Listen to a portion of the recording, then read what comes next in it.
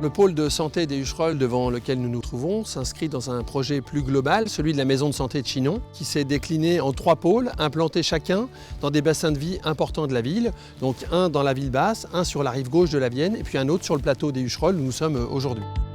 Nous sommes partis de la réhabilitation d'un bâtiment ancien avec de la construction de neuf.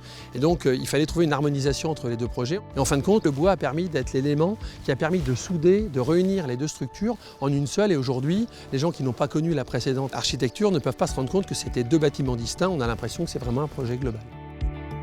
L'idée, ça a vraiment été d'harmoniser, d'homogénéiser l'ensemble du bâtiment, son extension et l'existant, avec une peau complète en bois. D'ailleurs, ce projet-là, on l'a nommé pansement. Pour nous, c'était vraiment un pansement qu'on réalisait autour du bâtiment. On avait un contexte difficile avec un château d'eau prédominant, des bâtiments des années 70-80 très minéraux. Donc il a fallu puiser dans la typologie de Chinon avec ses toitures en pente, son ardoise, son tuffeau. Donc on l'a réinterprété avec un bois clair, chaulé, qui rappelle la teinte de la pierre, et ce jeu de toiture en origami. Pour ce projet, nous avons utilisé le Douglas comme essence de bois.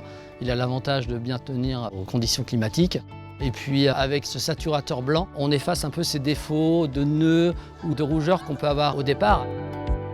L'utilisation du bois est constante dans ce projet, à la fois pour son bardage, des pergolas qui filtrent la lumière, dans les espaces d'attente où on a créé des filtres et des plafonds qui reprennent le système de bardage bois en tasseau. Et puis cet effet à claire-voie qui donne une profondeur et en même temps une finesse à l'ensemble du projet.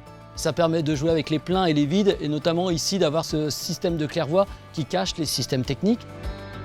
Pour nous, postuler au prix régional de la construction bois, c'est promouvoir le bois, sa valeur biosourcée. Et plus on va promouvoir le bois, plus on va créer une filière forte, et plus ce sera un matériau courant de construction.